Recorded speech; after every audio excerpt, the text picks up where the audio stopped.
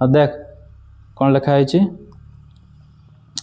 आस तैयारी करिबा ताले से चुंबक केमती तैयारी करिबा देखिबा हला एक कर्क खंड नबु तापरे सिलाई छुंची नबु हला एक स्थायी दंड चुंबक नबु तापरे एक काच पात्र एवं पानी संग्रह कर एतकी जिनस को संग्रह करबो कौन कौन सेटा कर्क गुंड हाँ कर्क गुंड तापरे सिलाई छुंची आउ एक स्थायी दंड चुंबक एतकी जिनस नबु है ना तापरे कौन लिखाई देख ना सेकेंड रे होची आमर सिलाई छुंची को एक काठ टेबुल ऊपर रख कोड रखबू काठ टेबुल ऊपर तापरे हाँ देख सेठी देख मना तापरे चुंबकर गोटे कौन सी गोटे मेरु को छुंचीर गोटे मुंडरे लगाई रख तेणु छुंचीर गोटे मुंड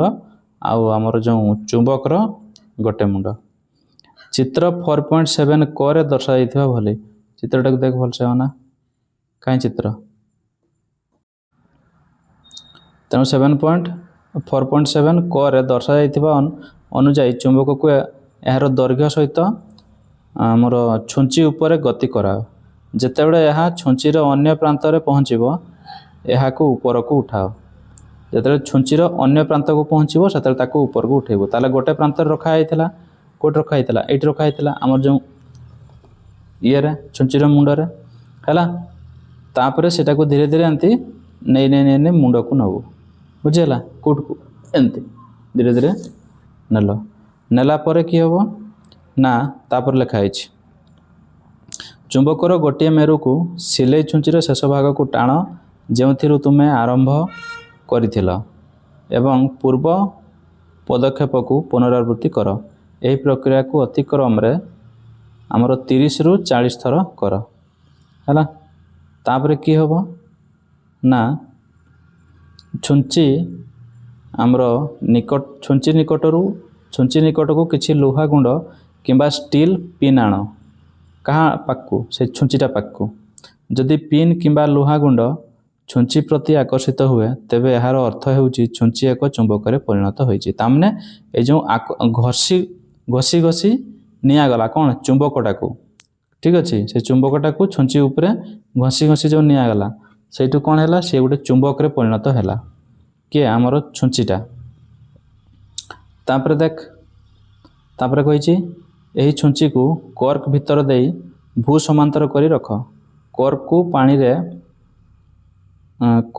पानी रे भर्ती कर भर्ती एक काच पात्र रे भसाओ हैला जेपरी चित्र 4.7 ख रे दर्शाइथिबा परी आमर छुंची सबु बेले पानी रो स्तर ऊपर रहिथिबो हैला एठी जो कर्क होची गोटे ठिपी भलिया बुझी होची ना तेणु सी जमी भाषमान अवस्था थिबो तबे छुंची स्थिर हेले तुमर चुंबकीय कंपास व्यवहार पाई प्रस्तुत हो जिवो छुंचीर उभय पार्श्व केउ दिग को सूचाउची ताहा लक्ष्य कर कोड को देखैबो उत्तर आउ दक्षिण दिग को कर्क को धीरे धीरे घुराओ एवं यहाँ घुंचिबा बंद हेबा पर्यंत अपेक्षा कर यहाँ बारंबार पुनरावृत्ति कर छुंचीर शेष भाग सबु बेले समान दिग को सूचाइब कि तेणु छुंचीर शेष भागटा आमर जो भागटा सेटा सब कौन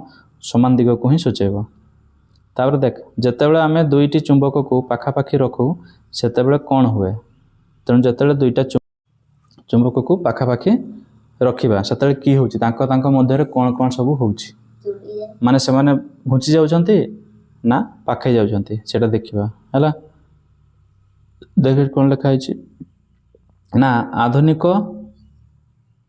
आधुनिक चुंबकीय कंपास चित्र 4.6 रे व्यापक व्यवहार आमर आधुनिक चुंबकीय कंपास जोटा रो व्यापक व्यवहार पूर्वर तुम द्वारा प्रस्तुत सूची चुंबक परी एक उपकरण चित्र 4.7 ख रे जोटा दिया है ताले भारतीय माने समुद्र रे दिग निर्धारण पाई व्यवहार करुथिले एथिरे एक माछ आकृतिर चुंबकीय लोहा खंड थिला जहाकू तेल पात्र रे रखा जाउथिला ଏହାକୁ ମତ୍ସ୍ୟ ଯନ୍ତ୍ର ବା ମାଛ ଯନ୍ତ୍ର କୁହାଯାଉଥିଲା।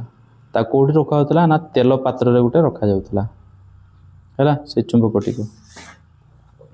ତାପରେ ଦେଖିବା ଚୁମ୍ବକମାନଙ୍କ ମଧ୍ୟରେ ଆକର୍ଷଣ ଏବଂ ବିକର୍ଷଣ। ଏବେ ଦୁଇଟା ଚୁମ୍ବକକୁ ଯଦି ପାଖାପାଖି ରଖିବା, ଇଏ ଗୋଟେ ଚୁମ୍ବକ, ଇଏ ଗୋଟେ ଚୁମ୍ବକ ହେଲା, ତାହେଲେ ଦୁଇଟା ଚୁମ୍ବକକୁ ଯଦି ପାଖାପାଖି ଆମେ ରଖିବା ତାହେଲେ କ'ଣ ତାଙ୍କ ମଧ୍ୟରେ ହେଉଛି ଆକର୍ଷଣ ଆଉ ବିକର୍ଷଣ କେମିତି ହେଉଛି। ତେବେ ପରୀକ୍ଷା କରିବା। ନା ପ୍ରଥମ ହେଉଛି ଆମର ଏକ ଯୋଡ଼ା ଦଣ୍ଡଚୁମ୍ବକ ନିଅ ଯେଉଁଥିରେ ଉତ୍ତର ଓ ଦକ୍ଷିଣ ମେରୁ ଚିହ୍ନିତ ହୋଇଛି। ତେଣୁ ଗୋଟେ ଏକ ଯୋଡ଼ା ମାନେ ଦୁଇଟା ନେବୁ ହେଲା। ତାହେଲେ ଦୁଇଟି ଦଣ୍ଡଚୁମ୍ବକକୁ କ ଏବଂ ଖ ଭାବରେ ଚିହ୍ନିତ କର। କ ଗୋଟେ କରିବୁ ଗୋଟେ ସାଇଡ଼୍ଟା, ଆଉ ଗୋଟେ ହେଉଛି ଖ, କ ଖ ହେଲା। ଗୋଟେ ସାଇଡ଼୍ କ ଆଉ ଗୋଟେ ଖ। ତାପରେ ଚିତ୍ର 4.8 କରେ ଦର୍ଶାଇଥିବା ପରି 5-6ଟି ସିଲିଣ୍ଡର ଆକୃତିର ପେନସିଲ୍ ଉପରେ ଚୁମ୍ବକ କର ଲମ୍ବା ପାର୍ଶ୍ୱ ରଖ ହେଲା। ଚୁମ୍ବକଟିର ତାର ଲମ୍ବା ପାର୍ଶ୍ୱଟାକୁ କେଉଁଠି ରଖିବୁ? ଆମର 5-6ଟି ସିଲିଣ୍ଡର ଆକୃତିର ପେନସିଲ୍ ଉପରେ 5ଟା 6ଟା ଆଡ଼େ ସିଲିଣ୍ଡର ଆକୃତିର ପେନସିଲ୍ ନିଆଯିବ। ଏଠି ଯେମିତି ଦିଆହେଇଛି, ଏଇଟା ପେନସିଲ୍ ଚୁମ୍ବକ କ ଆଉ ଚୁମ୍ବକ ଖ। ଏ ଚିତ୍ରଟା ଦେଇଛି ନା ନାହିଁ? ଚୁମ୍ବକ କ ଚୁମ୍ବକ ଖ, ତାର ନର୍ଥଟା ଉପରକୁ ସାଉଥଟା ତଳକୁ, ଆଉ ଚୁମ୍ବକ କ ଏଠି ନର୍ଥଟା ଉପରକୁ ତଳକୁ ହେଲା। ଏବେ କ'ଣ ହେଇଛି ଦେଖିବା ତାଙ୍କ ମଧ୍ୟରେ।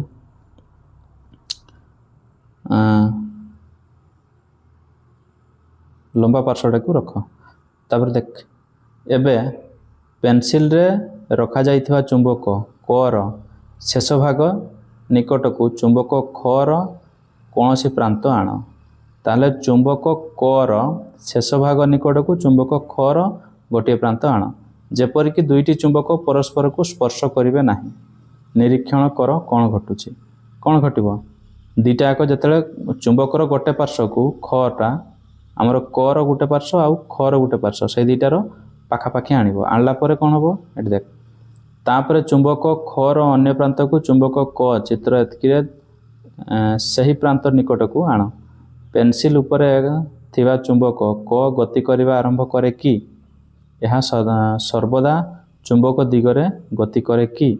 ଏହି ପର୍ଯ୍ୟବେକ୍ଷଣ ଗୁଡ଼ିକୁ ଲକ୍ଷ୍ୟ କ'ଣ ସୂଚାଉଛି ଦର୍ଶାଅ। ତାହେଲେ ଯେତେବେଳେ ଦୁଇଟାକୁ ପାଖାପାଖି ଅଣାଯିବ ତାହେଲେ ତାଙ୍କ ମଧ୍ୟରେ ଆମର ଗତି କରୁଛି କି ନାହିଁ ସେଇଟା ଦେଖାଯିବ ହେଲା। ତାହେଲେ ଦୁଇଟି ଦଣ୍ଡ ଚୁମ୍ବକ ମଧ୍ୟରେ ପରସ୍ପର ପ୍ରତିକ୍ରିୟା ତାଙ୍କର କ'ଣ ହେଉଛି ନା ତୁମେ ଦେଖିବ ଯେ ଦୁଇଟି ଚୁମ୍ବକ ହେଲା ଅସମ ମେରୁ, ମାନେ ଯଦି ଗୋଟେ ହେଉଛି ନର୍ଥ ଆଉ ଦ୍ୱିତୀୟ ଚୁମ୍ବକ ତାର ହେଉଛି ସାଉଥ୍, ବୁଝିଲୁ। ଗୋଟେ ଚୁମ୍ବକ ଆଉ ଗୋଟେ ହେଉଛି ଆଉ ଗୋଟେ ଚୁମ୍ବକ, ୟାର ନର୍ଥକୁ ୟାର ସାଉଥ୍ ହେଲା, ବୁଝିହେଲା ନା। ତେଣୁ ସେମାନେ ଦୁଇଟି ନା ଅର୍ଥାତ୍ ଗୋଟିଏ ଚୁମ୍ବକର ଉତ୍ତର ମେରୁ ଏବଂ ଅନ୍ୟ ଚୁମ୍ବକର ଦକ୍ଷିଣ ମେରୁ ପରସ୍ପରକୁ ଆକର୍ଷଣ କରିଥାନ୍ତି। ତାମାନେ ଗୋଟେ ଯଦି ଚୁମ୍ବକର ନର୍ଥ ଆଉ ଗୋଟେ ହେଉଛି ସାଉଥ୍, ଉତ୍ତର ଆଉ ଦକ୍ଷିଣ, ତାହେଲେ ପରସ୍ପରକୁ ଟାଣିବେ, ପାଖାପାଖି ଏମିତି ଟାଣିବେ ହେଲା, ବୁଝିହେଲା ତ। ତାହେଲେ କ'ଣ କରନ୍ତି? ଅସମ ମେରୁ ଆକର୍ଷଣ କରନ୍ତି। ଉଭୟ ଚୁମ୍ବକର ସମମେରୁ ଯଥା ଉତ୍ତର ମେରୁ ଦ୍ୱୟ କିମ୍ବା ଦକ୍ଷିଣ ମେରୁ ଦ୍ୱୟ ପରସ୍ପରକୁ ବିକର୍ଷଣ କରନ୍ତି। ତେଣୁ ଦୁଇଟା ଚୁମ୍ବକ ଥିବ ହେଲା, ଦୁଇଟା ଚୁମ୍ବକରୁ ଗୋଟେ ସାଇଡ଼୍ ନର୍ଥ ଆଉ ଗୋଟେ ସାଇଡ଼୍ ନର୍ଥ, ଦୁଇଟା ଯେତେବେଳେ ପାଖାପାଖି ଆଣିବୁ ସେ କ'ଣ ପେଲି ହେଇ ପଳେଇବ, ଦୂରକୁ ପଳେଇବ। ତାମାନେ ସେମାନେ କ'ଣ କଲେ? ପରସ୍ପରକୁ ବିକର୍ଷଣ କଲେ ହେଲା। ତାପରେ କ'ଣ ନା ଚୁମ୍ବକ ବଦଳରେ ଗୋଟିଏ ଲୁହା ଦଣ୍ଡ ବ୍ୟବହାର କରି କାର୍ଯ୍ୟକୁ ପୁନରାବୃତ୍ତି କର। ଏହାକୁ ତୁମେ କ'ଣ ଦେଖୁଛ? ଏଥିରୁ ତୁମେ କ'ଣ ଦେଖୁଛ? ତେଣୁ ଚୁମ୍ବକ ବଦଳରେ କ'ଣ କରିବୁ? ଗୋଟେ ଲୁହା ଦଣ୍ଡ ବ୍ୟବହାର କରିବୁ, ସେଇ କାର୍ଯ୍ୟଟିକୁ ଆଉ ଥରେ ପୁନରାବୃତ୍ତି କର। ମାନେ ସେତେବେଳେ ଚୁମ୍ବକ ଆଉ ନେବୁନି, ସେଇଟା ଯେଉଁ ଦୁଇଟା ନେବ ସେଇଟା କ'ଣ ଲୁହା ଖଣ୍ଡକୁ ନିଆଯିବ। ତେବେ କ'ଣ ଦେଖାଯାଉଛି ନା ତୁମେ ଦେଖିବ ଯେ ଲୁହା ଦଣ୍ଡର ଉଭୟ ମୁଣ୍ଡ ଚୁମ୍ବକର ଉଭୟ ଉତ୍ତର ଏବଂ ଦକ୍ଷିଣ ମେରୁ ଦ୍ୱାରା ଆକର୍ଷିତ ହେବେ। କ'ଣଟା? ଆମର ଯେଉଁ ଲୁହା ଦଣ୍ଡର ଉଭୟ ମୁଣ୍ଡ ଚୁମ୍ବକର ଉଭୟ ଉତ୍ତର ଆଉ ଦକ୍ଷିଣ ମେରୁ ଦ୍ୱାରା ଆକର୍ଷିତ ହେବେ। ଏହି କାର୍ଯ୍ୟରୁ ଆମେ ଜାଣିବାକୁ ପାଇଲୁ ଯେ ଏକ ଚୁମ୍ବକକୁ ଏହାର ବିକର୍ଷଣ ଗୁଣ ଦ୍ୱାରା ଚିହ୍ନଟ କରାଯାଇପାରିବ ହେଲା। ତେଣୁ ଗୋଟେ ଚୁମ୍ବକକୁ କେମିତି ପାଇବୁ? ତାଙ୍କର ଗୋଟେ ଚୁମ୍ବକ ରଖାଗଲା, ଆଉ ଗୋଟେ ଚୁମ୍ବକ ବୋଲି ସେଇଟା କେମିତି ଜଣାଯିବ ନା ଗୋଟେ ମେରୁକୁ ଆଣିବୁ ସେ ଆକର୍ଷିତ ହେବ, ଆଉ ସେକେଣ୍ଡ ମେରୁଟାକୁ ଆଣିବୁ ସେ ବିକର୍ଷଣ ହେବ। କାହିଁକି? प्रथमटा जदि सममेरु है आरटा कौन हम असममेरु प्रथमटा जदि असममेरु है आरटा हम कौन सममेरु है ना।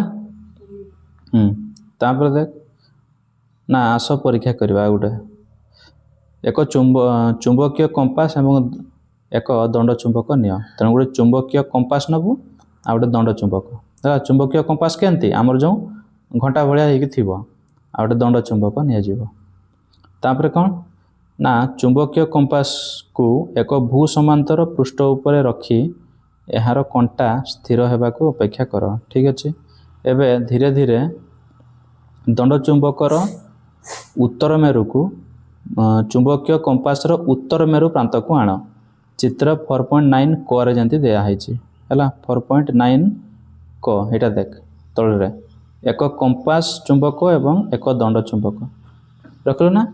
तेणु से जो चित्र जेन दिखाई से कौन करू ना तार उत्तर मेरु को तार उत्तर मेरु आमर जो कंपास उत्तर मेरु आमर जो दंड चुंबक तार भी उत्तर मेरु पाखापाखि आणलु। तेणु कंपास कंटा को व्यवहार सावधानतार सह निरीक्षण कर तुम्हें कौन देखिल छुंचीटी विक्षेपित होउछि जदि हाँ तेबे कौन क्यों दिगरे। वर्तमान उपरोक्त कार्य को दंड चुंबक और दक्षिण मेरु को नहीं पुनरावृत्ति कर एथर किछि फरक देखा मिलूँ कि कौन हम पुणी मध्य आकर्षण और विकर्षण हम है। नेक्स्ट देख जेतेबेले चुंबकर उत्तर मेरु को चुंबकीय कंपासर उत्तर मेरु दिग को अणा जाए सेतेबेले यही चित्र 4.9 क रे दर्शाई भली दूर को चली जाए कहीं सममेरु दुईटा परस्पर को विकर्षण करती छाटी दियंती है। तापर जेतेबेले चुंबकर दक्षिण मेरु को चुंबकीय कंपासर उत्तर मेरु दिग को निकट को अणा जाए यह निकटतर हुए मान टे पाकुआ हो चली आसे है। जदि आम चुंबकीय कंपास एवं चुंबक मध्य एक काठ खंड रखिबा तेबे यह चुंबकीय कंपास को प्रभावित करिवो कि करिवो ना नहीं करिवो ना नहीं करिवो करिवो है। आस अनुसंधान करवा तापर देखा थोड़ा ये देख आस अनुसंधान करवा से सब बाहर आमर गोटे रखाई दंड चुंबक आ गोटे रखाई काठ ता मझे रखाई तापर शेष रखाई कंपास आमर जो कौन सेटा सूची चुंबक जो है।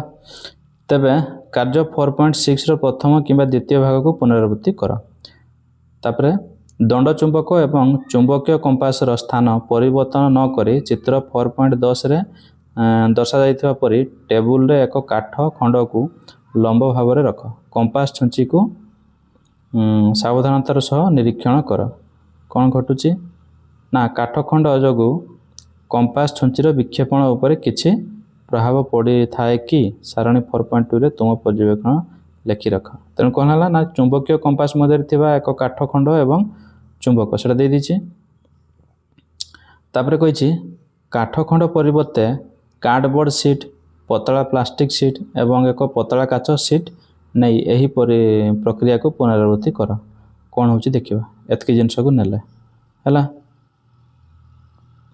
ये देख आमर पर्यवेक्षण कौन बाहला अचुंबकीय पदार्थ माध्यम चुंबकर प्रभाव निरीक्षण क्रमा संख्या देदेला तापर चुंबक एवं चुंबकीय कंपास मध्य रखा जाइथिबा पदार्थ चुंबक और चुंबकीय कंपास है चुंबक आउ चुंबकीय कंपास तांको मध्य रखा जाइथिबा पदार्थ कौन कौन घटुची पर्यवेक्षण कौन कौन हम ये सब